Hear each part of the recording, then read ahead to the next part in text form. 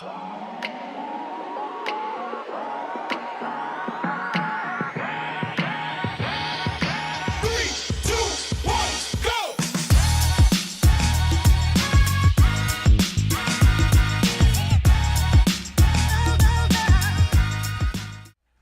All right, guys. Welcome back with Extra Point with Phil Jones. Hi, guys. Welcome in. It is Extra Point with Phil Jones. Another week has kicked off, and that means another week of the high school football season. Week, 3, I guess it is, starting of week 3. Welcome to the show, guys. For those of you that are new, not a lot of rules, but just a couple of things that we like to for you guys to help us out with.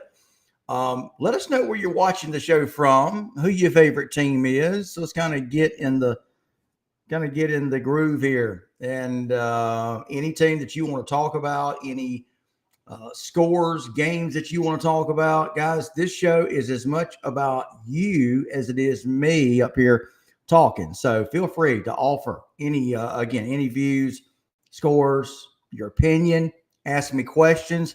Basically, let's have like a group chat. That's what the show is all about. All right. A lot of conversation, obviously. My man Zach Hancock checking in. Says, I'm checking in from Tift County. Big win over Gadsden. Zach, that is one of the things we're going to talk about. Guys, I don't know about y'all, but man, these first couple of weeks of the high school football season have been like some of the most exciting, unpredictable, crazy. Of course, we had the weather this past weekend that caused several games to be postponed, delayed until Saturday. Of course, Tift County was one of those games. But again, guys, I don't think it's just me. Give me some feedback. Is this not just the wildest, most adventuresome first couple of weeks of the high school football season that you've ever had, that you've ever experienced? It is for me. And I've been around, a long time watching high school football. So let me know what you guys think about it. It's just a lot of craziness. Tift County starting off the season 2-0. Nobody gave them a chance against Gadsden. Okay. Gadsden beat them like 41-6 or something last year. That's one story. How about Rush Pros bringing Coosa Christian to Blackshear to take on Pierce County, a team they lost to last year, kind of like the same score, like 42-7 or something. Well, Coosa did not win this week, but Rush it's what I call the Rush factor. Laugh if you will, talk about the guy, you don't like him, whatever. That team had 15 players. 15. Now, at least it saw action. So you're talking about, you got 11 players, offense, 11 on defense. You got special teams. Well, of course, a lot of those guys have to go both ways. So call it the Rush factor. His team did not win. They got off to a 7-0 lead. Offense pretty much stalled after that, but the defense held their own. A 20-7 Pierce County win when nobody gave them a chance, especially with just 15 players. Who would have thought Benedictine's going to be off to an 0-2 start? Didn't see that coming, but here they are. And on the flip side of that, Buford looked really good. That game was kind of nip and tuck early on. Rain, again, affected that game. Weather affected that game. But, man, I tell you, Buford looking good so far. We'll see if they can keep it up. And how about Milton? Now, listen, I know, some of you may not like Milton, 2-time state champion. This team is completely different, okay? There's no Luke Nickel. There's no real superstars. There's no, was it TJ Lester, the running back from last year? You've got a lot of scrappy kids that are grateful for playing time. You had a freshman quarterback, and I don't know how many interceptions he threw. I think 2 or 3. But again, all that going against you, and you find a way to beat a pretty good First Academy team out of Orlando, in Orlando. 24-19, I believe was the final. 24-17. Somebody help me out with that. But anyway, whether you like Milton or not, what a heck of a coaching job Ben Reeves is doing with Milton. And speaking of coaching jobs, guys, what about Jackson Dean at Berrien County. Guys, Berrien was not even competitive last year. And look, Ken Kofor, great guy. He's done a great job in his career. Ken Kofor, former coffee coach, had success there. But for whatever reason, some coaches will get into a deal where it's just not the right fit, okay? And Ken Kofor, him and Berrien just wasn't right for each other. We wish Coach Kofor the absolute best. He's over at Fitzgerald now, coaching tight ends. Again, wishing him the best. But Jackson Dean has come in. From day one, he's turned that whole attitude of that team around, raised the bar. You guys have probably seen the shirts. And I want to tell you, it's one thing to talk and have a nice, catchy slogan. It's another thing to live it and to believe it. And that's what Berrien is doing. I believe they are, 2-1 on the year? Is that right? Their only loss was to Cook. What an impressive win it was on last Friday night against Lanier County. Big, big win. Berrien County. Oh, and by the way, my man, was it Gene Watson? He made our top performers list. I think he ran for like 25 touchdowns. Just kidding. But he ran for a bunch, man. I'm telling you. He had a big night. So this is what's happening, a resurgence in Berrien. See all these stories I'm talking about? I'm just scratching the surface, guys. Just getting started. So welcome into the show. Want to hear from you. Let me know. Let's go to our comments. And let's see who all is in the house. We got Michael Lotta, who is checking it out. Heather Knight Rodriguez, TCC, checking in. Heather, what's going on? By the way, Heather, check out my shirt. Let's see if you guys see it. The microphone's flying in it. Yeah, there we go.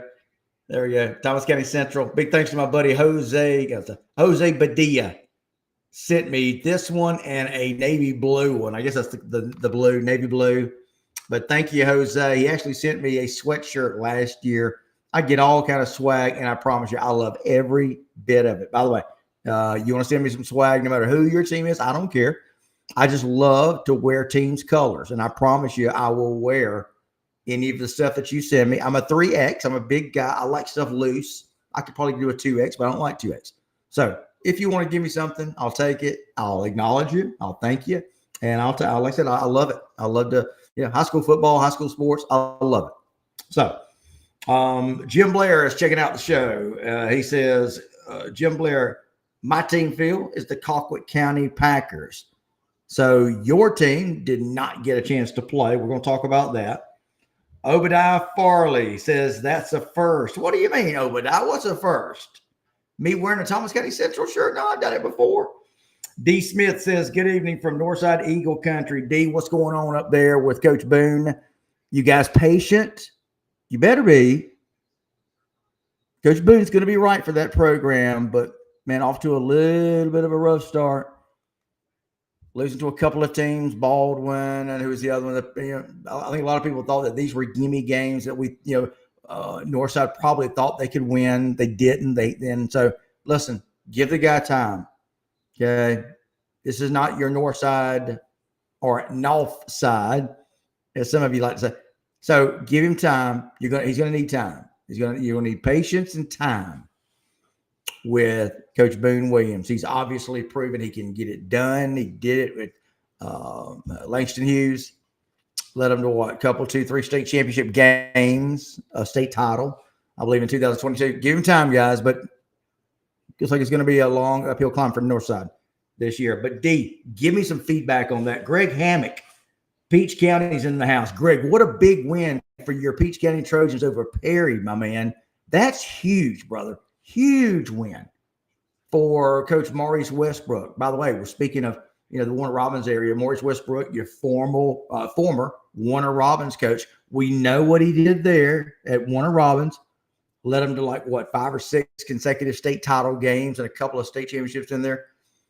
But he is on his way to lifting Peach County up to the upper echelon where they used to be. I say used to be. They really never left. Chad Campbell did a great job there. I mean, he left it in good hands, but Maurice Westbrook has come in and he's rocking and rolling. And he's going to get that Peach County program up again to the upper echelon in the state of Georgia. No doubt That's a huge win. And by the way, big shout out to my man, Bryson Hughley, the all everything safety, free safety, defensive back for Peach County. That's my man. Me and my man, we talk on Twitter all the time. He's a good dude. And I'm glad to see that he had a big game Friday night, big interception. And he does a lot for that team. He's just a good dude. By the way, could just committed to the Air Force. Salute, brother. Appreciate you choosing one of the service schools to go play football and help serve our country, man. Just that's a great all-around story. But anyway, Bryson, his brother is Kareem, the quarterback. By the way, both of them made our top performers list, and it was deserved. I like the guys, but they deserved it. His brother Kareem Hughley at Gainesville had I think it was a 4 or 5 touchdown night. Scored just about every touchdown for Gainesville. They defeated Moody Thursday night, Moody, Alabama, the Moody Blue Devils. Not to be confused with the Moody Blues. If you get it, you get it. Maybe over some of y'all's heads. Look it up. Anyway, so the Moody Blues Devils came into Gainesville Thursday night, and they got whooped. Defending 7A state champions over in Alabama is Moody, but didn't look anything like it as Gainesville took care of business. Is this going to be Gainesville's year? Are they climbing back up on the horse? Are they back? Is Gainesville back? Let me hear from some of you Gainesville fans. Brooks Carter is checking in. Brooks, good evening. Scores from our area were limited this past Friday with Southwest Georgia Academy and Miller County. Hang on, buddy. Let's see if we can get you back in there. Miller County off, and Baker County was canceled. Bacon and Charter was canceled. Yeah, there was a lot of games affected by the weather, Brooks, for sure. Early County lost to LaGrange, top 5 in Class 3A. My man Reggie is checking in. What's up, Reggie? By the way, Reggie, I don't know if do you want me to mention who your son is? Do you let me know, man? I don't want to blow your cover, but I did not know who your son was until he told me. And he did tell me that you guys enjoy the show. And, man, that really makes me feel good when I hear from a player and their parents, doesn't matter, mother, father, both. Love it when we've got it. It becomes a family affair here on Extra Point. I love that. But, Reggie, you let me know, and I'll let everybody know who I'm talking about. I'll give you a hint. Reggie's son is a big-time quarterback. And no, it's not Travis Burgess. That's Harold Burgess' son, who also, Travis Burgess' dad, Harold, is also a big watcher, a big fan of the show, and he's a friend. He's good dude. Man, I tell you, I'm so blessed to have so many good people, man, to be aligned with. You know, Earl Brooks, his son Cam, of course, the all-everything defensive end at Thomas County Central. Man, I am blessed to know these fine gentlemen, these fine families, and very blessed, I can tell you that. But anyway, Brooks, just for the sake of time, I can't read all your comment, my friend, but I appreciate everything. Man, there were a lot of games got affected by the weather, wasn't it? And we're going to talk about that a little bit. Mitchell County was off. And I tell you, Clinch County, boy, they had a whale of a ball game. Was it Clinch County? I believe it was Wilcox County. That thing was back and forth. Clinch County had all they could handle against Wilcox, but they wound up winning it. By the way, Clinch, our number 1 team in the ITG Next Georgia Top 10 poll that yours truly puts together. Clinch County number 1 this week for the second week in a row. But boy, they got a scare. That is faux show. D. Smith answering my question about Northside Warner Robins. D says, we understand the plan in the division. We have beat ourselves both games with averaging 4 turnovers and penalties. I've seen him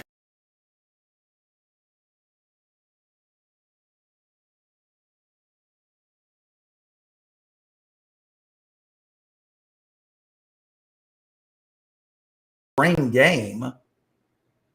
You know, he was an 8th grader. I remember Coach Boone, Daniel Boone Williams, the head coach at Northside. I remember him telling me that, that he started an 8th grader in the spring game. Now, he's a freshman now, but 9th grader, still very young. That's another thing, guys. In fact, I'm going to write this down. I'm going to write a story on it. I'm really fascinated by the onset of freshman quarterbacks. Last year, it was Trace Hawkins. This year, you've got the freshman quarterback from who's it from? Where is he at, guys? Rockmart. Now, I know they got beat Friday night, but still, freshman quarterback started for Milton. Do you know, guys, that's the first freshman quarterback in Milton's history to start a game for the Milton Eagles. So the deal was Friday night, Derek Baker, the starter, remember, he got banged up in that opening game against Buford. So he was not able to go Friday night as Milton made the long bus ride down to Orlando for game 2. And Derek Baker did not play. He was held out because of the hand injury, I believe it was, that he suffered against Buford. So you've got the freshman quarterback, Trey. What's Trey's last name? Somebody help me out there. Not good with names today. But the freshman quarterback from Milton.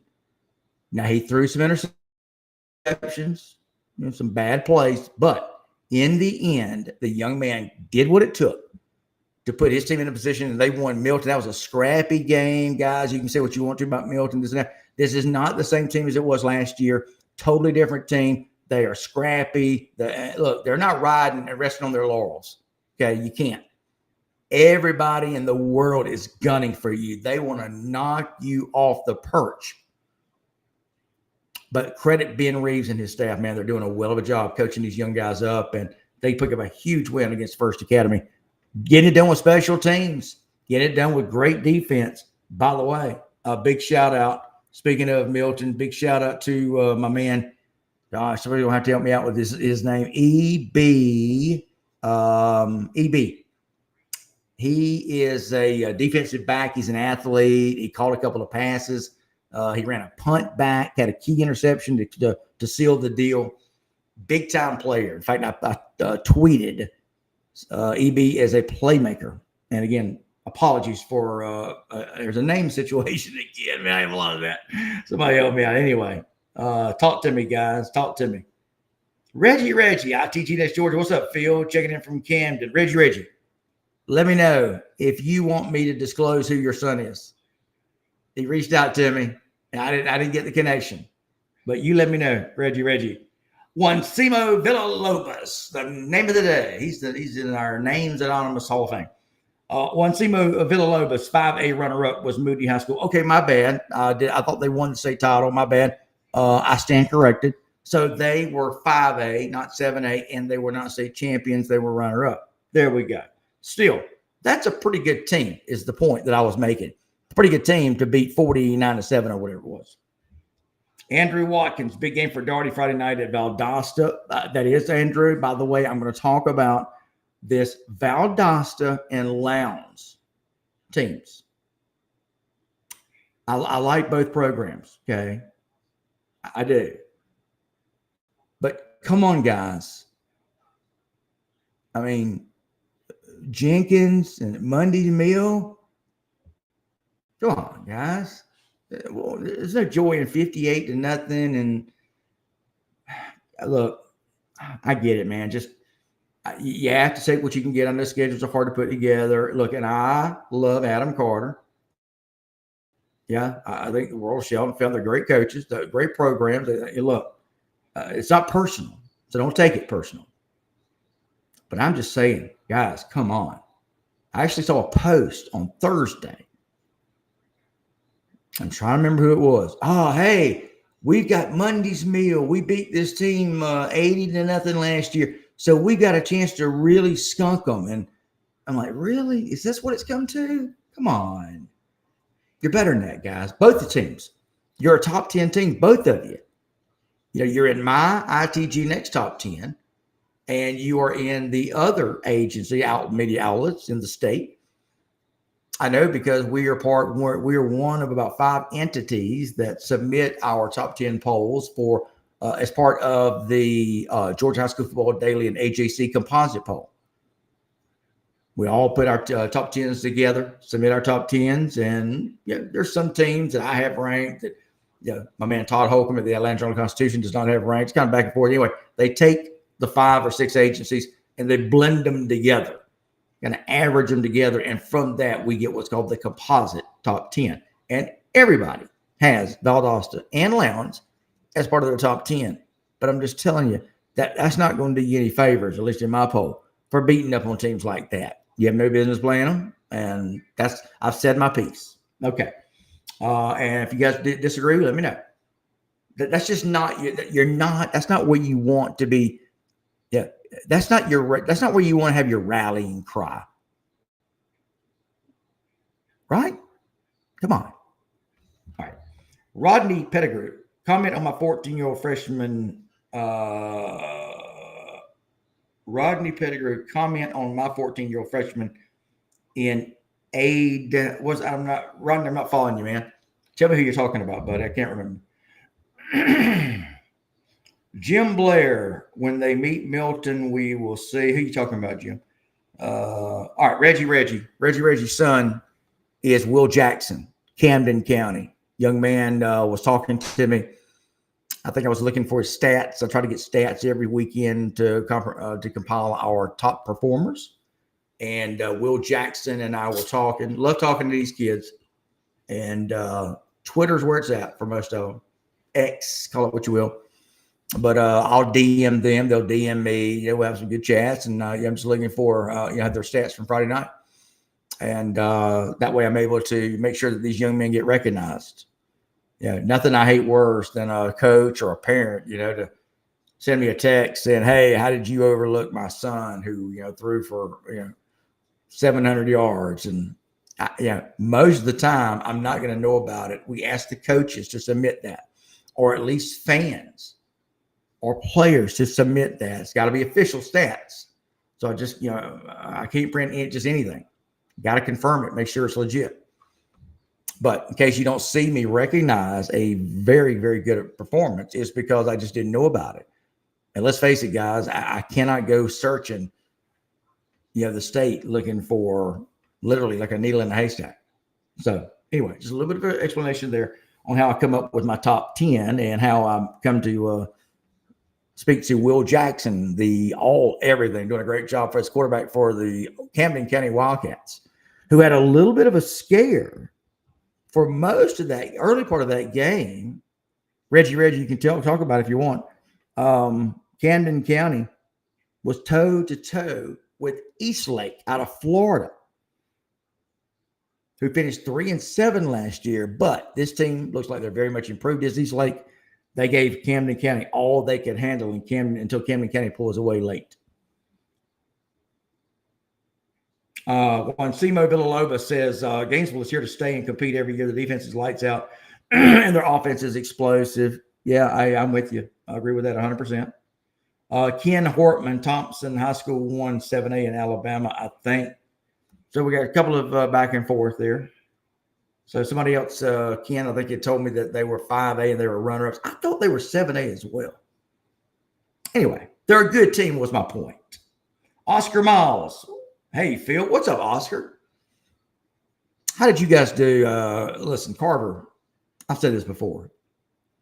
Oscar's son is a KJ Miles. Another great player, father combination that I'm proud to associate with and speak with, and I consider them friends. At least the father. I had a chance to talk to KJ, but anyway, he's going to North Carolina. North Carolina commit is KJ, doing a great job trying to finish off his senior year with another state title. And this is what I want to say about Carver Columbus. Listen, I hear from a lot of people who ask me about it's like when you get to have less A's in front of your school name. I mean, classification, that is. Like you're a single A, double A, maybe even a triple A. Well, all these people don't believe that those schools, those teams belong with the bigger schools, good teams. Bowden, for example. Carver Columbus, Prince Avenue Christian, Toombs County. You see where I'm going here? Guys, let me tell you something.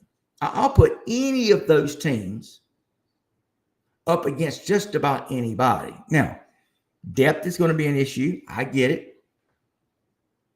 But I'm not a big believer in if you don't have enough A's in front of your name, then you're not to be seriously considered. I don't buy that. Why should I? Why should I? It's not like they have it's not like they have midgets, for single A, double A, and triple A. Same kids, same build of kids. They look in this day and age, those programs that I'm just talking about, they've got the same type of workout facilities. They got strength and conditioning coaches. They eat, they have good nutrition program. I mean, they just happen to go to a smaller school. So come on. I don't think the A's in front of the name, whether it's 2 A's, 3 A's, 4 A's, whatever, I don't think it really matters. If you play, you can play. If you're a good team, you're a good team. If you're a championship team, you're a championship team. I don't care, how big the school is. So that being said, I think there's a couple of teams that could play with anybody. Carver Columbus is one of them. I would put Carver Columbus up against just about any other team. So you may be asking me, well, can Carver Columbus hang with Milton? I do believe so. I do. Now, so this might be the exception.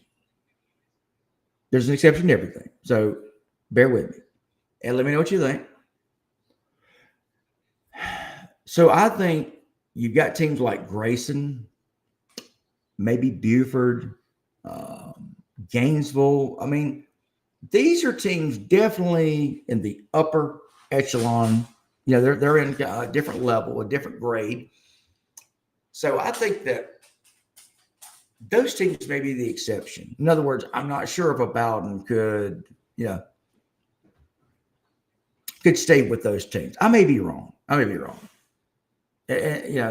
let me know what you guys think. But I just think for the most part, no matter how big the school is, has no bearing on the talent that school presents. That's my take. What's your take? Tanner Smith, thanks for all you do for high school football. Always welcome at Peach County, Tanner. Thank you for that, my man. I appreciate that. Guys, those kind words, those compliments like that, I do not take lightly. Means everything to me. Means everything. I appreciate that more than you'll ever know. Nothing like a good compliment. Makes my day. It's a cold world out there, guys, and you need your friends to keep you warm. Everett Pearson is checking in from Camden County. What's up, Everett? Excuse me, guys. There's my man Stephen K. Wynn. Okay, Stephen. By the way, checking in from Leesburg, Trojan Nation. Okay, guys. So let's stop for a second. Or let's pause. Not stopping. What's the deal with Lee County? In case you haven't heard, no, Lee County didn't lose, but they didn't win either. And they didn't look very good from what I hear. They went into the weather-delayed game, the weather-delayed halftime over there in Leesburg against Hapeville Charter. Now, see, Hapeville Charter is one of those teams I'm talking about. Lower class, what are they, AAA? But they are a good program. And they proved it against Lee County. Now, Lee County beat them, I think, last year 62-7 or something. So let's not get carried away. I mean, Lee County did put a beat down on them last year, was the year before. But I'll say this, Friday night, man, there was no remnants of that game or that team or those teams from last year or whenever it was. That was a 0-0 game. And from what I understand, Hapeville Charter was giving Lee County all they could handle. Now, what happened? Somebody talk to me. Stephen K. Wynn, you are our official stringer, not employee, but close to it. So tell me what happened with Lee County.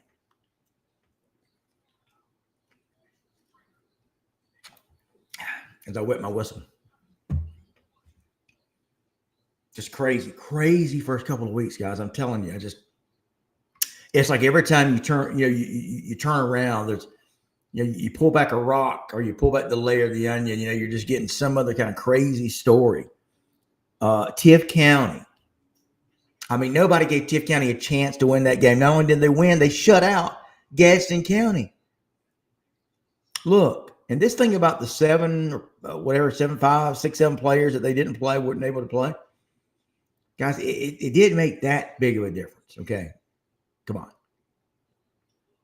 I'm not saying that it didn't matter either.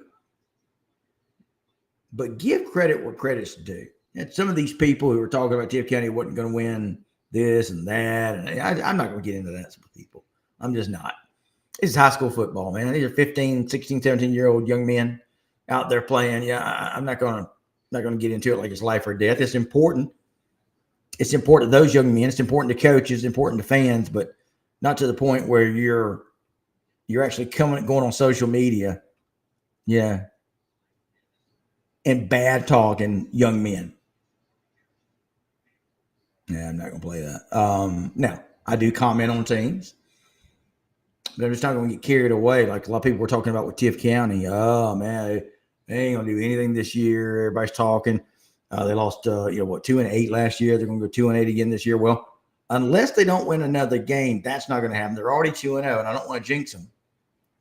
But I'm telling you, Jeff Littleton has done a whale of a job at Tift. And let me ask you guys this. Is this next game against Lee County, is this a winnable game for Tift? Now, I want you to think about it before you answer. Lee County, not necessarily playing their best this past weekend against Hapeville Charter. I had made the comment that I thought Lee County may be better than they were last year. Okay, maybe that was stretching it a little bit. But I can tell you that Lee County's defense is, I won't back away from that comment. But I think where Lee County is going to have problems or having problems is their offense. And some of you may say, well, duh. Yeah, I think that's where you're going to have some issues. And listen, that's no secret. Coach Fabrizio has, talked about is, not sure about what's happening with the quarterback situation. And again, you got several very capable young men to play the position. And when I say that there's some question mark there, I'm not talking about, and again, besmirching any of the young men there. I'm talking about just the position itself. Maybe they haven't decided. Maybe none of the quarterbacks have stepped forward yet to really take charge. That's what you got to have from that position, that quarterback position is what I'm talking about. So we're going to wait and see what happens there. But right now, Lee County takes on Tift County this upcoming Friday night. What's going to happen there? Now think about it before you answer. I mean, I know the cute thing is to say, oh, man, Lee County is going to wear them out. Well, could happen. But I think this is going to be one worth watching. Tift and Lee County. Can Tift County win it? I don't know. All right. So let me go and check out who all's in the house. I'm kind of getting behind here on my comments. Love the comments, by the way, guys. Dwayne Little says Tifton by 3. Toby Passmore. Kids at Tift are 100% getting bigger and faster. Agree with that, my man. For sure. My man, Alan Clanton. What's up, Alan? Alan been a big help Friday nights, helping me get scores. And we've been talking a lot about football, what's happening.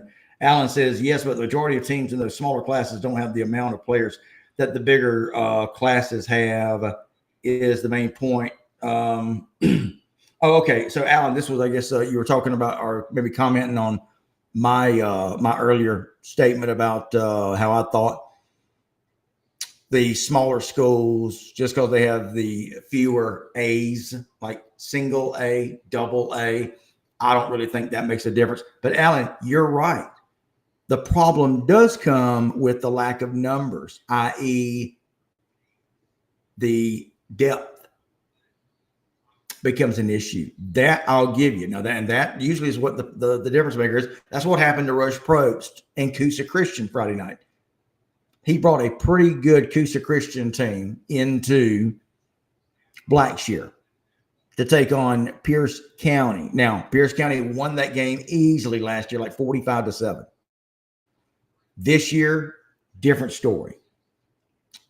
Pierce County falls behind 7-0 to Coosa. That's the score at the half, 7-0. Coosa comes out, scores a couple of quick touchdowns, then adds a third touchdown. They make it 20-7.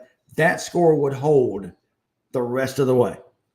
And so it was Coosa falling to Pierce County, but in a very competitive game, 20-7. So a really solid competitive ball game. And if you were there, if you happen to be a fan, give me some insight in what you thought about the performance from Coosa Christian against Pierce County. But anyway, my point being, that's the situation. That's an example of like what Alan's talking about. They just didn't have the depth. Rush told me. I talked to him, when was it? Yesterday. Got some quotes from him. He said, listen, that was the difference in us and them. He was talking about Coosa and comparing to Pierce County. Said, that was the difference tonight. And this was about Friday night. He said after the game, he said, we just didn't have the depth to stay with them. So you get out to a 7-0 lead. You take a 7-0 lead into the locker room at halftime, but then boom, boom, boom. Muscles start to give way. It's hot. It happens. Fatigue sets in. And that's where Pierce County was able to bust through and win the game. Okay. So let me check out. By the way, let me hear from you guys.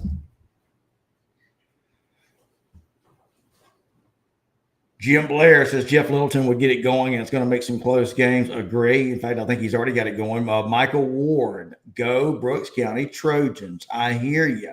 Jerry Harrison. Remember the talking heads. If you get it, you get it. Jerry Harrison's depth is the issue with smaller schools. I agree. Well, I think we're all making that point for sure. Jerry Harrison, will the Milton quarterback be able to play this week? I haven't heard anything official, but I would bet, not wanting to put words in Ben Reeves' mouth. He's the Milton head coach. But Jerry, I would be willing to bet you that he'll be back playing.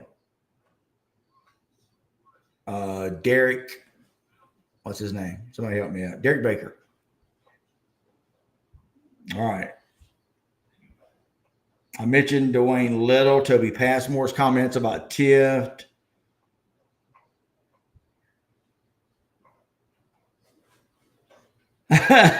Chris face. Chris says, Phil, you just jinxed him. No, man. Nah. But I love it. Stephen K. Wynn. Oh, that's right, Stephen. I forgot. Stephen says, unfortunately, I was in Charleston, South Carolina for my anniversary. Oh, happy anniversary. I don't want to do that. I want to chase everybody away. So it may have been my absence that affected the atmosphere. I heard that. Stephen K. Wynn throwing a little bit of mojo on long distance wise. Alan Clanton says Gaston is about to lose their next 5 games through, what's that mean? JS. TJ Roberts. All right. Y'all got a conversation of your own going there. Zach Hancock. 4 of those kids who didn't play were freshmen who didn't start. That's Zach talking about Gaston. So how about that? I really didn't think that had anything to do with anything. Zach, as I said earlier, talking about the players who were not eligible for Gadsden, who, by the way, guys, Gadsden County, and this is the one in Florida. Now, I believe that they either won a state championship or played for a state title in the last couple of years. So they are a powerhouse. This is just not some abstract team. But again, they've been pretty good. They played some pretty good games. I think they played Lowndes pretty tight, 2 years ago? And they come up and played a lot of teams in Georgia.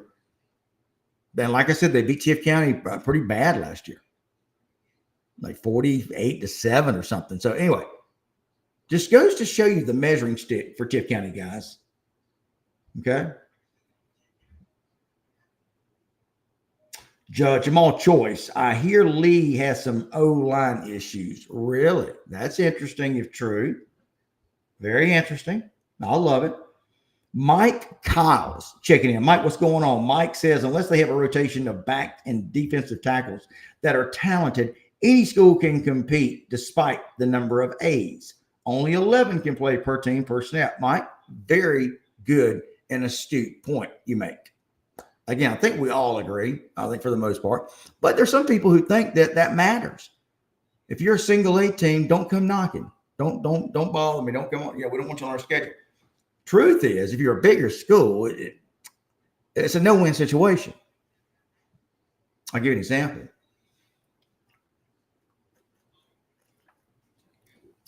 That's good. By the way, big thanks to Dr. Kevin Collins, the Houston Clinic. He's an orthopedic surgeon. He is our sponsor of Extra Point with Phil Jones, and we appreciate him. Okay, so we were talking about this deal with bigger teams playing smaller schools, and whether the number of A's matters in front of a school. I don't believe it does necessarily. Now, look, if you're not that competitive a school and you don't have a lot of depth, well, that's just a double whammy. But if you're a school like Bowden, like I said, Caden Prothero may be the best overall player in the state. And I said may, so don't anybody get carried away. He's very, very good. But let me say this. If you're a bigger school and you're playing like a Class A school, like a Bowden or whomever we're talking about, it's just not a good situation. You're in a no-win situation. And I'll give you an example. You guys remember when Tift, I think it was Ashley Anders last year as head coach for Tift County. Ashley Anders took Tift, was playing Irwin County.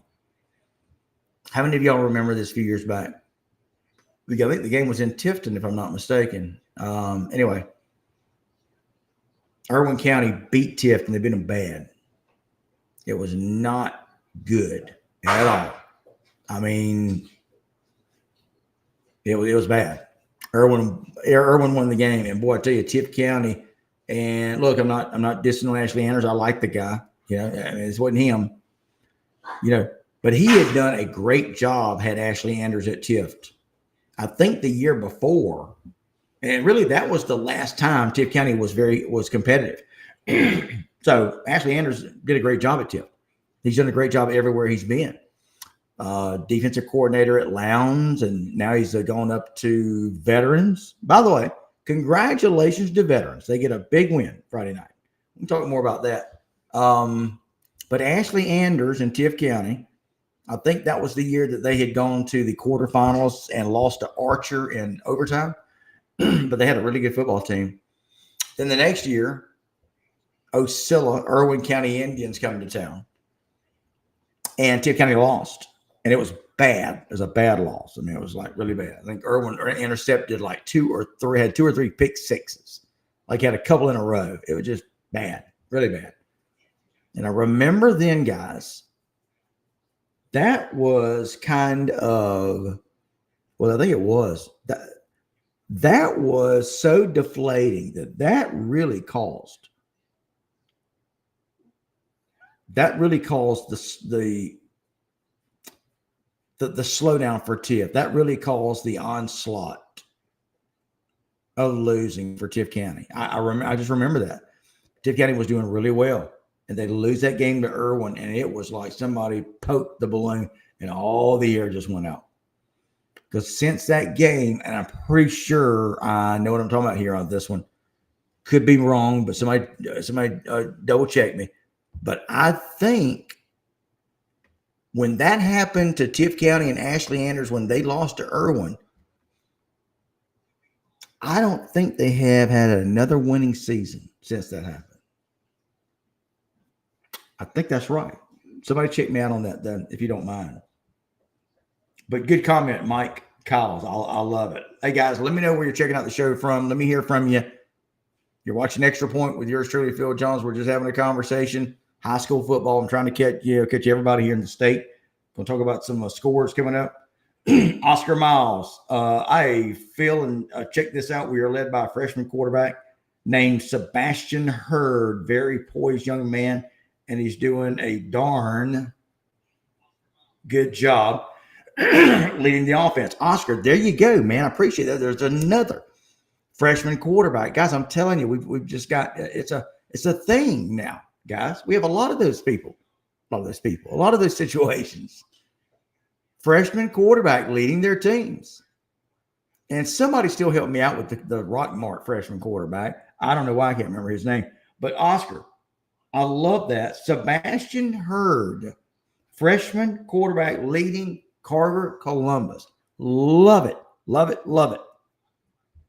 That is so cool. Trey Weatherington checking out the show. Oh, Trey, I haven't even read your comment yet, but here it comes. I bet I know what's coming here. Trey's going to get back at me for that comment on Valdosta. You have to play who will play you. It's very difficult to get teams on the schedule. Then you have to match up. I get it. I got you. I get it. I get it. And I figured that's what happened. So, like I said, it's not personal, but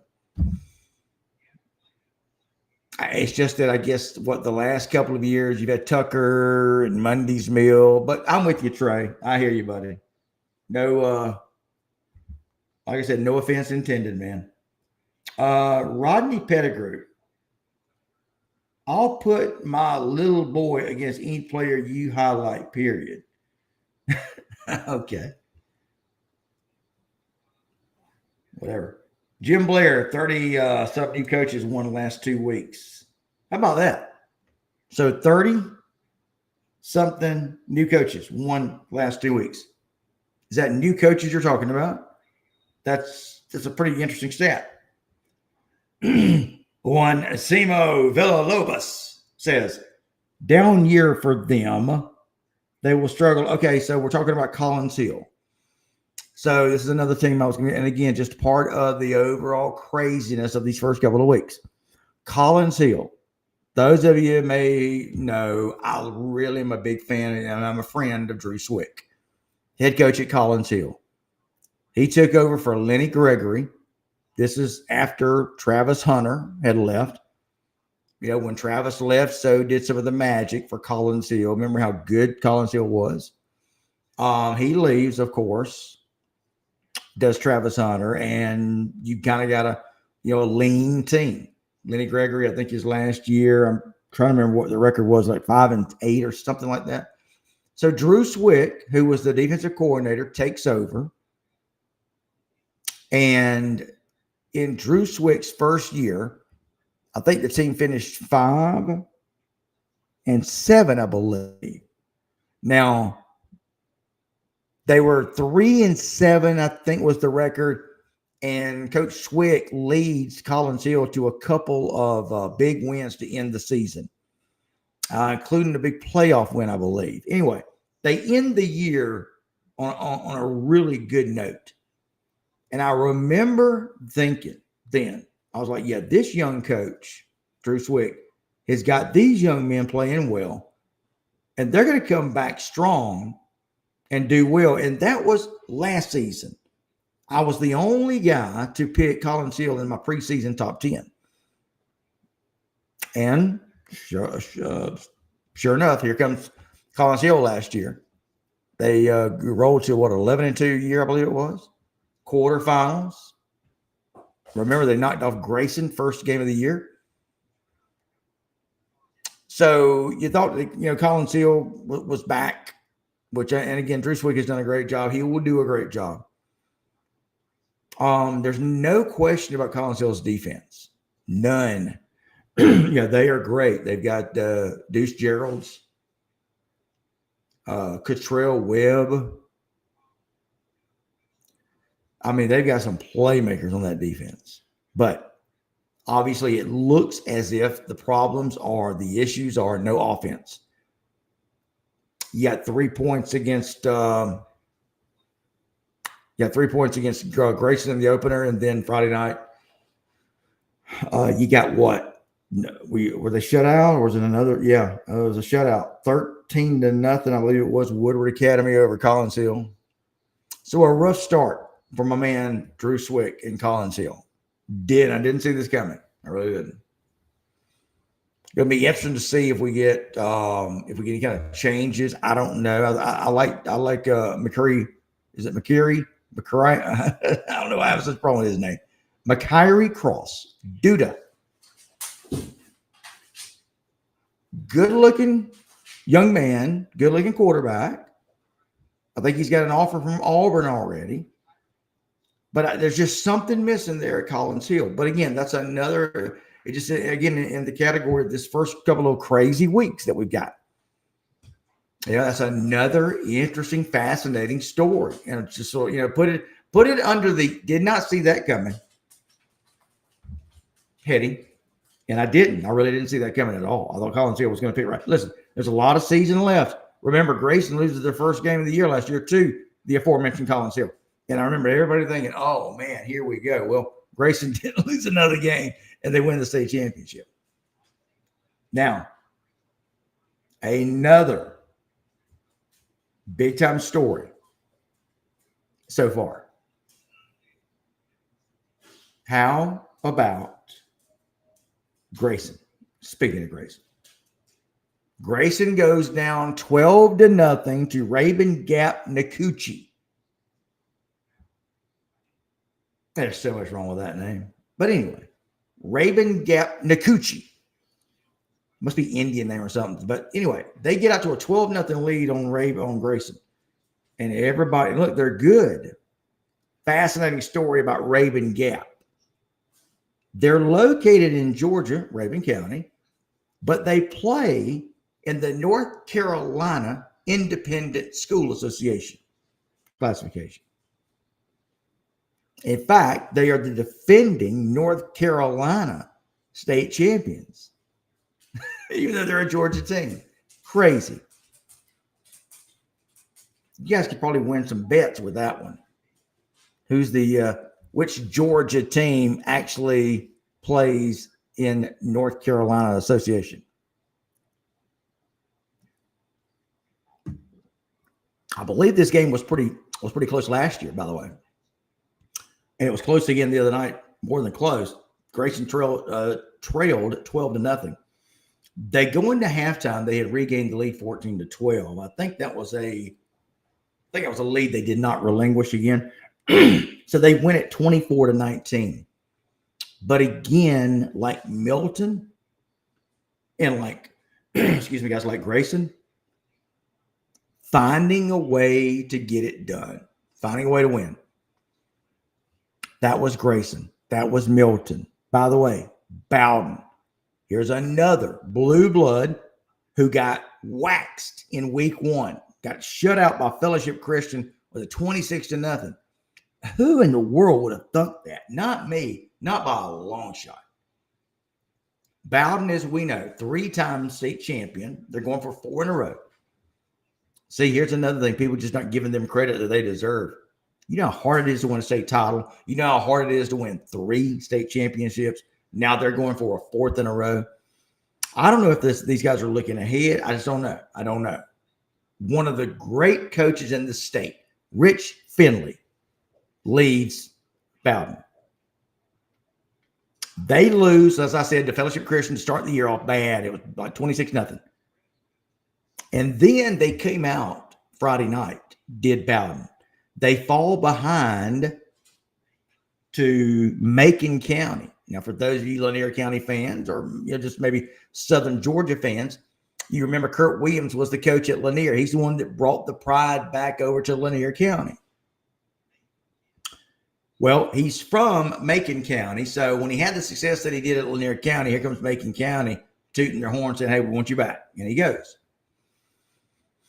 So Macon County, you've got Kurt Williams getting ready for Bowden, and they actually took the lead on Bowden.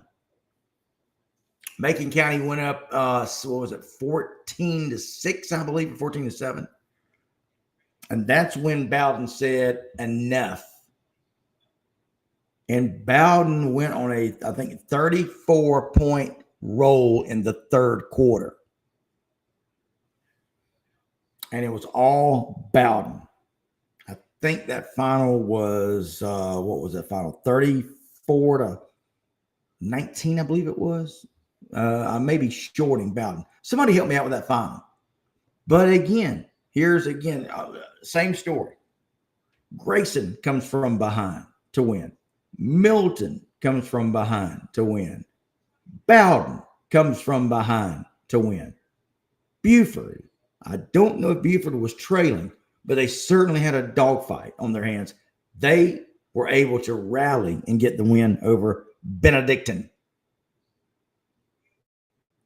Trying to think who else we got stories like that. So again, just some real crazy stories there. Blue blood programs who are good, but they're not relaxing just on their name. Oh no. They all proved why they are a blue blood program. And they came back, battled back to not only take the lead, but to win the game. Boom. Love it.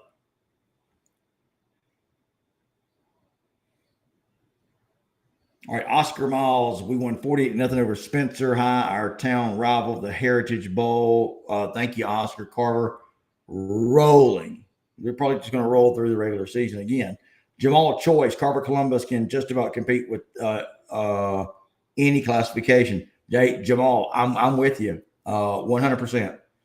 I believe, and that's what I've been saying all along. Jamal, I believe Carver Columbus can hang with anybody, any team in the state of Georgia.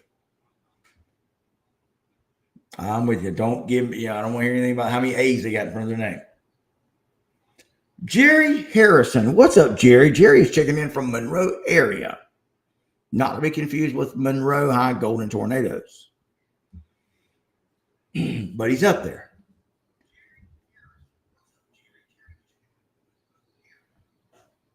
All right. Okay, Rodney Pettigrew is back. Rodney says Cook High School, Dawson Davis, 4 touchdowns, 14-year-old freshman, first 2 games over 100 yards. Yeah, I'm with you, man. Look, I'm with you 100%. I love it. He's a freshman too.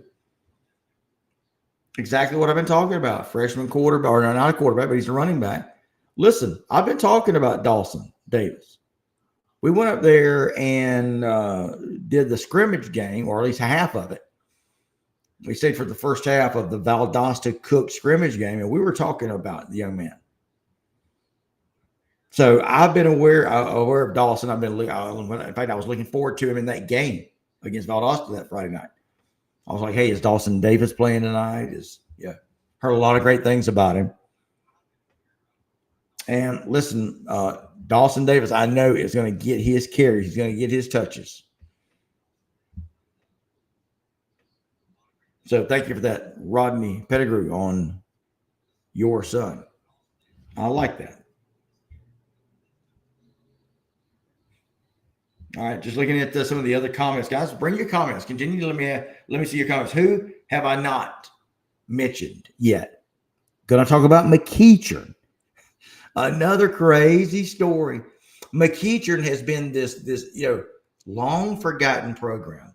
Do you guys know that McEachern was they were the first school to have the big jumbotron? How many of you knew that? Raise your hand.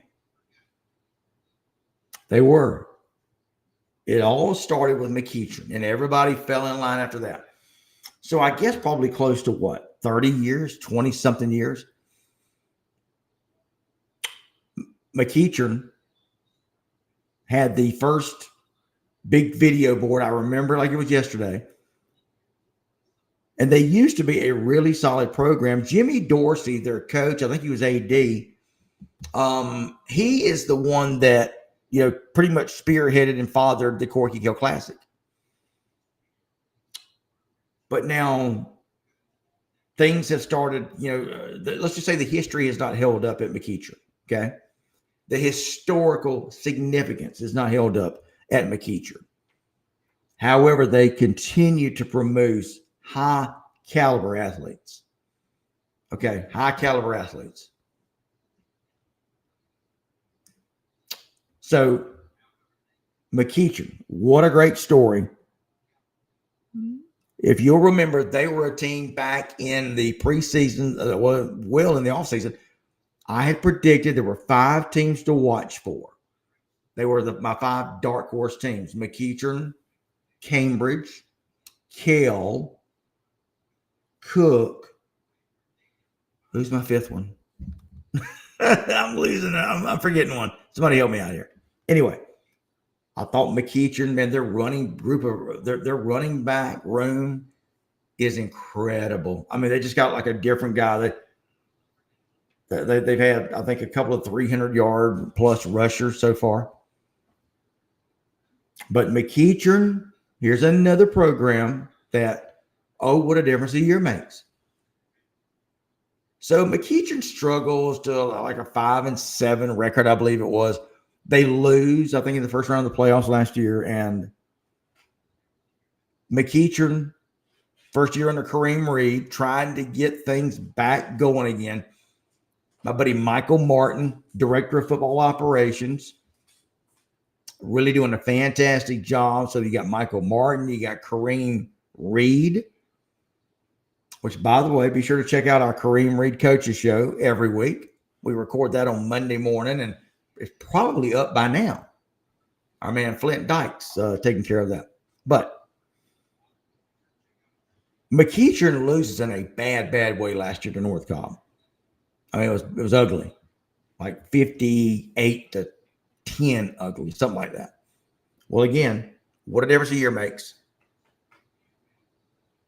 McEachern, they pitched the shutout, 21-0. Is that not just, such a beautiful, lean, perfect score. Hey, no frills here. 3 touchdowns, 3 extra points. Let's go home. And the defense plays stellar. Great thing about McEachern is they've played, really good defense. They got some really good defenders. They certainly got some offensive guys, but no one was looking for them to shut out North Cobb. I know I wasn't. Yes, it caught me off guard in a big way.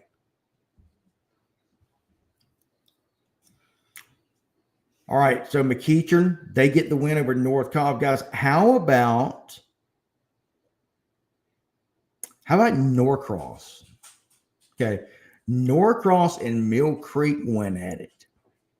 Now, here's a couple of teams that, Mill Creek's 2-3 years removed from a state championship. Remember the dominant season they had with Caleb, was it Caleb Downs? And then, of course, Norcross, they have had year in and year out, they've had a will of a team at Norcross. But who's their longtime coach? I don't know why I can't remember his name. Keith Maloof. Keith Maloof, guys, was one of several high-profile, big-name coaches who left. Just up and left. And guys, I know people can come and go. Coaches can come and go as they please. When I see a coach who has been at a school forever announces his resignation, and it has nothing to do with he's tired of coaching, or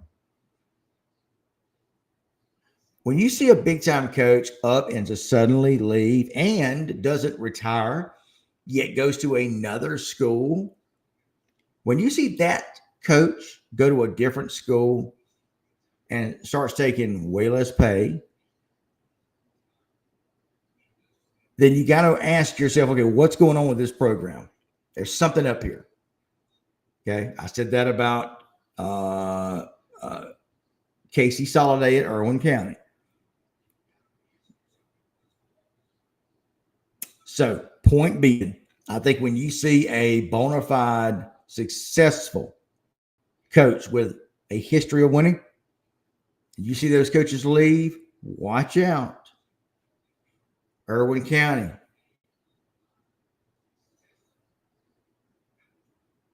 Because you're talking about Irwin. They lose. I don't think they scored a point yet. Has Irwin.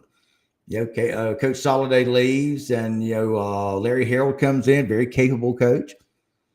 But Worth County, there was no problem with Worth defeating Irwin this past week. And again, this game was a blowout. No, it wasn't a blowout, but let's just say that both teams scored a ton of points last year in the same game. So again, you see where I'm going here, guys. You got all these programs that coaches leave, scratch your head. And I've shared this with a few of you guys. I know Alan Clanton, I've talked to him about it. I talked to a handful of guys. And tell me if you agree with me. My first thought when I see a coach leave, been there forever, doing a good job, hey, whoops, tenders his resignation. Gotta go. And then the very next year, you start to see, well, now we know why he left in a hurry. Just a depleted roster coming back. That again, that's the same way. That's what happened with Irwin. Trying to think some other teams. I don't think it's happened yet with Colin Seal. I'm going to keep an eye. I think my man Drew Swick. I just think they're looking for some offense. I just really think they hadn't found their offensive identity yet. But that's what I think's happened with Colin Seal. But it is worth watching. I'm telling you. Look for that next time you see a big name coach who's been at the program forever and doesn't resign, but often finds another team, maybe in a lesser role. That's the situation again with Coach Saleh. And I'm not trying to pick on him or Irwin. It's just an observation. Tell me if I'm wrong. Listen, every team, every program goes through a dry spell. It happens. It's not like anybody's at fault here. But guys, I caught so much flack in the preseason poll when I did not rank Irwin County in my top 10. I caught all kind of slack. What do you think you're doing? You know, Irwin County is one of the best programs, right? Yes, they are. But I'm not going to rank Irwin or anybody else for that matter just based on their name alone. So I did not have Irwin in my preseason top 10. I caught a lot of flack for it, and now people are kind of understanding why I did what I did. All right, back to the comments.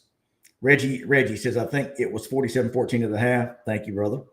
TJ Roberts. Yes, what about Berrien's running back? Absolutely. I mentioned him earlier, TJ. He ran for 300-plus yards, 6 touchdowns. Jackson Dean may have turned Berrien into a sleeper. Yeah, I was talking about them earlier, brother, for sure. And by the way, Gene Watson is his name. Gene is he's our number 1 top performer this week. And he deserves all of the accolades, and he deserves this honor. Again, great running back, great performance from the Berrien running back. Again, his name is it George? Gosh, I just said it. This is not a good day for filling names, man. Somebody help me out here. But anyway, he's a great running back, obviously. Juancimo Villalobos says, Gainesville will beat Milton. They will win Region 7-5A. Maybe. I'll say this. I think 7-5A. I think 1-6A. I think 2-5A. I've always really said that those 3 might be the most competitive regions in the state. I think that all 3 of those regions are worth watching. And let me say this, in Region 7-5A, you've got Gainesville, you got Roswell, you've got Milton, you got who else you got there? You got Johns Creek and who else do you have in that region? Anyway, it's a pretty competitive region, but you got like 3 or 4 teams at the top, and then you got like the Lanier and the Chattahoochee, I believe it is, if I'm mistaken. Anyway, one of those teams is going to come up and sneak up on somebody. I firmly believe that. Now, 2-5A, that's Thomas County Central, Thomasville. You've got Lee County. So Thomas County Central. Did I say Thomasville? I meant Thomas County Central. Thomas County Central, Lee County, Houston County, the Bears. Who am I missing? Veterans. Did I say Coffee already? Coffee. Thomas County Central. Who is it? Who else I got? Veterans. Help me out. Oh, Coffee. By the way, Coffee loses to Ware Friday night. Coffee led that game at the half. Look, Mike Coe has got a very young team. I think Mike Coe is doing a whale of a coaching job with what he's got. Those of you that follow Coffee, you know what I'm talking about. They're going to be fine, just fine. But Coffee did lose to Ware in a heck of a football game. Another one of those great games. Again, it just bears repeating. So many great football games these first couple of weeks. TJ Robert says Rodney Pettigrew, sky is the limit. Man will go places. Talking about Dawson Davis. And I agree with that. Rodney, I fully support your guy talking about Dawson Davis. 100%. David Woods says, I love your position on those weak games. Now, which one are you talking about? Weak as in weak or W-E-A-K? Rodney Pettigrew, not mad. You don't have to talk about Dawson Davis. My son's going to show you real soon. My man, looks like you got a little chip on your shoulder, man. I don't know where that's coming from. I don't quite get it. Whatever serves your boat, brother. It's all good.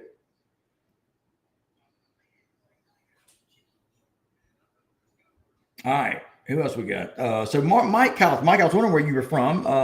Mike Calls checking in from representing Hebron Christian. So is that Kenny Dallas now? Is that right? Took over for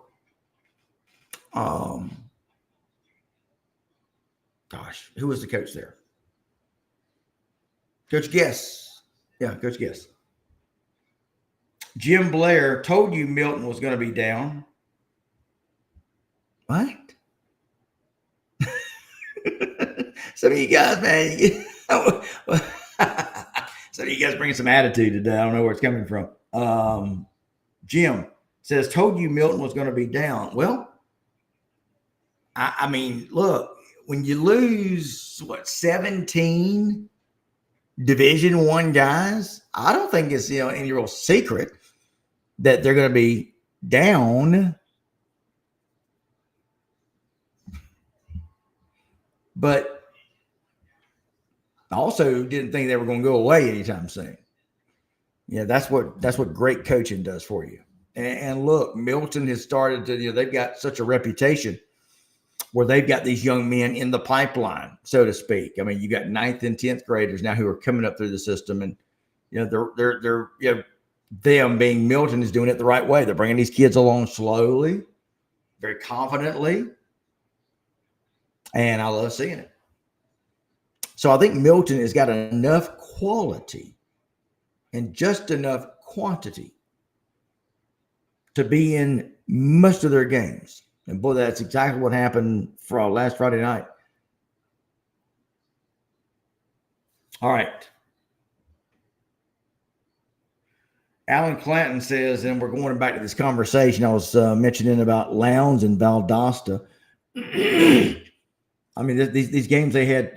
Look, I have zero interest in these games where you're winning 67 or 70 to nothing, whatever. Yeah, guys, I'm clearing my throat. So what happens when you talk for about an hour and a half straight? And I don't mind it. I love it. I love it. Alan Clanton says, in Adam Carter's defense, he tried to schedule some teams 2024, but they refused to travel to the Concrete Palace. Are you sure about that? I haven't heard that. I'm not saying it's not true. It could be. Tayretta Mayretta is in the house. Tayretta Mayretta.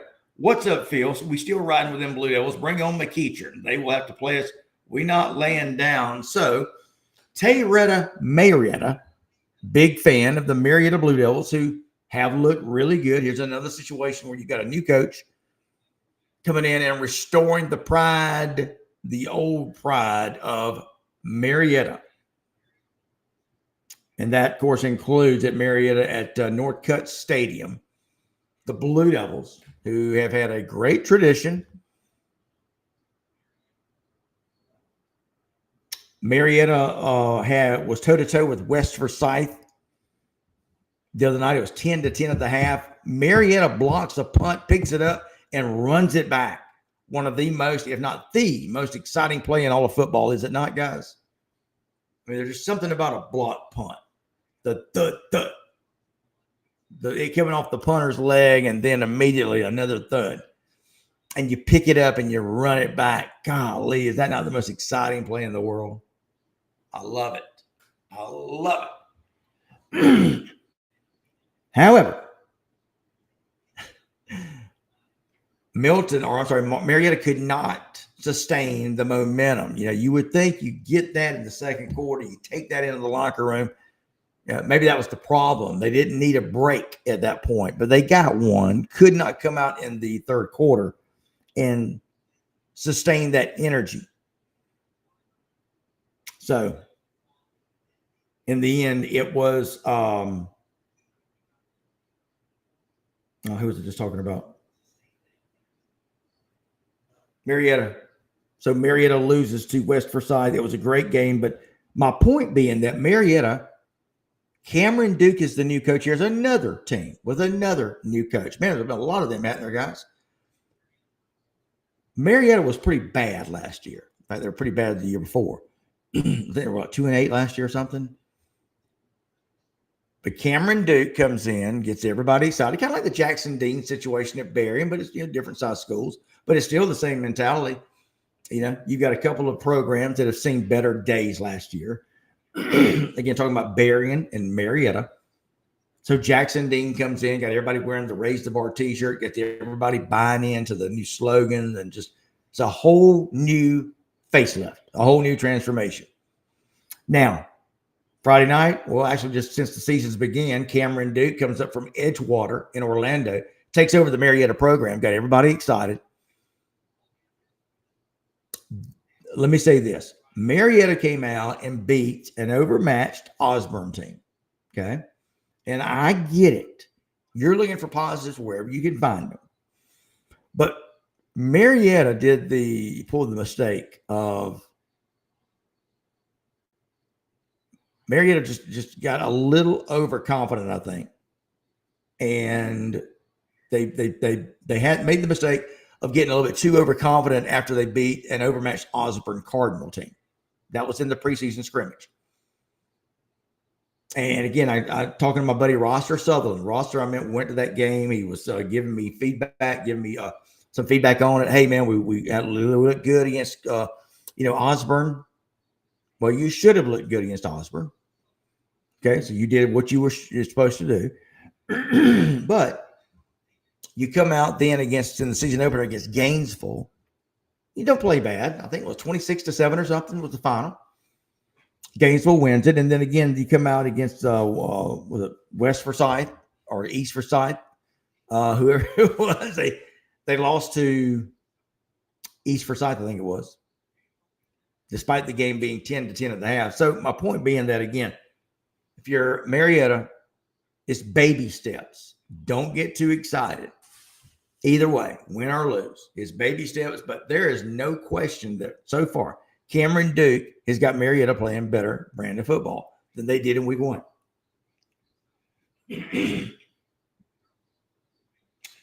Chris Pace, not a good look for Region 1 6A schools. And so now we're talking about, and I may be going backwards here. You guys may have commented earlier on my Valdosta Lowndes situation where they're scheduling these, and I hate to say it, but these lesser teams, cream puffs. David Wood, sometimes these games are 2-year commitments. Okay, yeah, so all right. So let me clarify something. They are indeed. The GHSA has a 2-year schedule commitment. For the most part, there are some exceptions, but for the most part, if a Georgia school signs a contract, that's going to be for 2 years at a time. There are exceptions. Sometimes the team cannot find, for whatever reason, the requisite number of teams to play, which for most would be 9. You count yourself, that's 10 games. So you do have to, in a sense, play who you can. I'm going to play devil's advocate here. I believe that if Valdosta wanted to have found somebody different than, say, a Monday's Meal or whomever, you probably could have found a way to win the game or to play somebody else, rather. But they didn't. So that's just, again, that's kind of my take on that. But David Woods, you're right. These games are done in 2-year agreements. That's a contract. And it's normally home and home. We'll go to your place. You come to our place. Doesn't always work out that way. And in this case, I'm glad it didn't.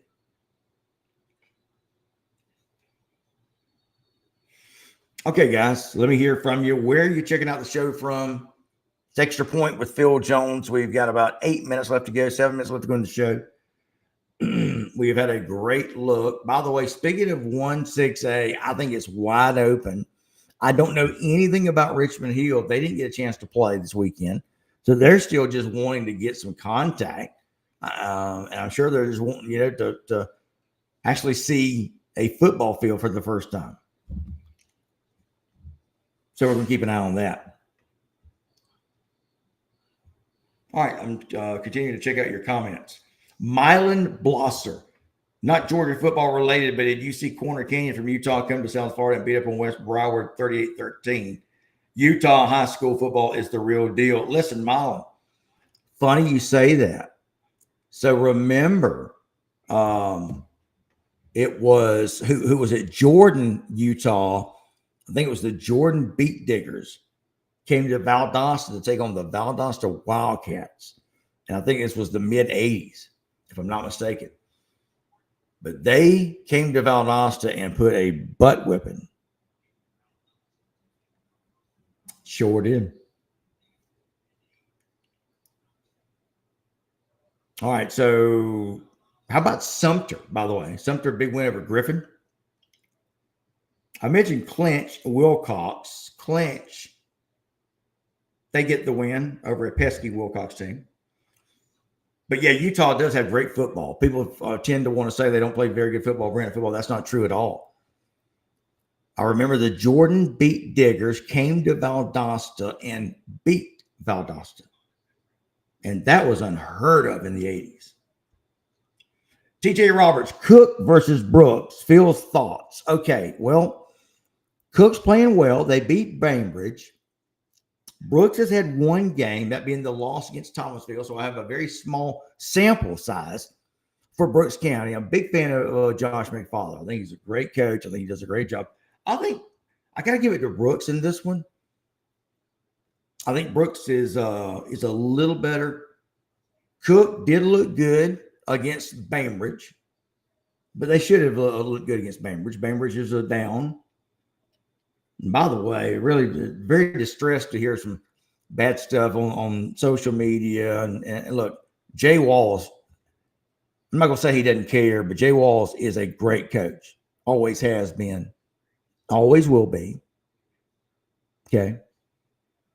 Coach Swanee, Florida, to a state title, I believe. Had a lot of success there. Had a lot of success with Navarre down in the Panhandle. So the guy knows how to coach. Look, here's another situation. Jeff Littleton leaves Bainbridge. Sure, Coach Littleton had a really good offer to come coach Tift County. However, don't you think Jeff Littleton probably saw, this cover's getting bare. Time for me to move on. Again, guys, just make your own opinion on that. Where these coaches leave, these long-time coaches that have been at schools for a long time, they up and leave to go to a different program. And in the process, they know, they understand that, hey, we're losing a lot of our really good players that have been, 2-3 year starters. So we're not going to have that. So time for me to bail. Look, they can do that, and they do. But that's another one of the many examples I've been citing tonight on the show. Guys, remember, you can check out, we're doing coaches shows. Tift County's Jeff Littleton. Colquitt County, Sean Calhoun. McEachern's, Kareem Reed, Worth County's, Jeff Hammond, Houston County's, Jeremy Edwards. Did I mention Colquitt County, Sean Calhoun? I think I got everybody. Roswell's head football coach, JT Thompson. 6 coaches shows in all. Well, I did 4 today. I'll do 2 more tomorrow. But I want you guys to check out all the coaches shows. You can check it out at ITG Next Georgia. And you can also check out all of our information on our website. If you're not subscribing to our newsletter, why aren't you? Doesn't cost you a thing. Go to Facebook, find our newsletter. You can subscribe to it. It's going to come to your email inbox twice a week during football season. And we are in the process of putting together our newsletter now. All right, a couple of things before we leave. We are looking for the top tailgaters of the week. Congratulations to Stephen Tate, Rodney Hunter, I believe it was. I'm sorry, Rodney, forget your name.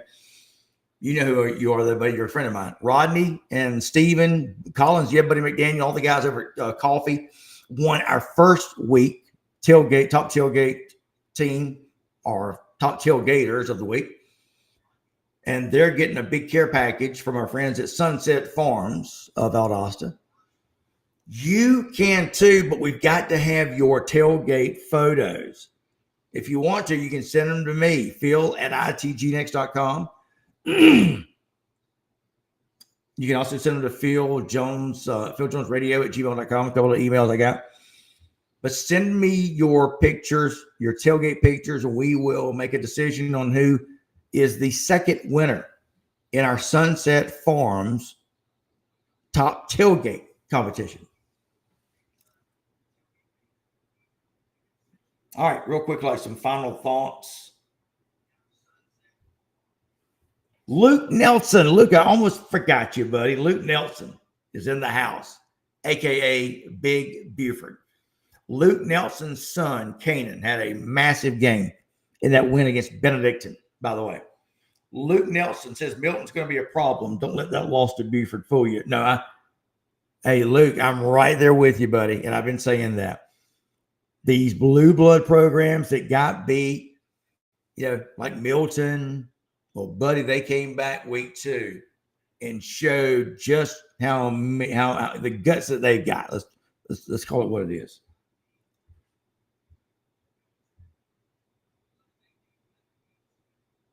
Alan Clanton gives me that name, Trey Hassan. Thank you, Trey. Thank you, Alan. Trey Hassan, the freshman quarterback for Milton. Man, look at all these freshman quarterbacks we've got, guys. Don't you love it? All right, final thoughts. My man, Brooks Carter. Jamal Choice, TCC in the building. Everett Pearson, I think I called you, Everett. Checking in from, let's see here. Where are you checking in from? Thomas County Central? All right, just make sure I'm trying to get everybody. If I did skip you guys, I apologize. I hate that. I hate to go back after the show is over and see where I missed somebody. But I think we got everybody, guys. Listen, thank you so much for checking out the show. Remember, subscribe to our website. Guys, like and share our content. Check out our yours truly's top 10. That'll be coming out. Sunday, I worked on our updated top 10. You may find some surprises in our top 10. And again, all kind of great stuff. High school sports. Right now, it's a lot of high school football that we are talking about and promoting. So check us out. Subscribe to our newsletter. It does not cost you a dime. All right, from my man Flint Dykes, our producer, I'm Phil Jones. Thanks to Dr. Kevin Collins, sponsor of the show. Dr. Kevin Collins of the Houston Clinic. We had a great time. Hope you guys did as well. I love talking high school football with you guys every Monday night. And don't forget Friday night, our scoreboard show. Mark Dykes and myself, Friday night, 10 to 12. We had a blast last week. We'll be bringing you week 3 of that show. It's Friday nights at 10 o'clock right here just as you're watching this particular podcast, we'll bring it to you again Friday night, giving you updates from all around the state. Until then, you guys have a great week. May your favorite team win. We'll be back with you Friday night on the ITG Next Georgia High School Scoreboard Show with myself, Phil Jones.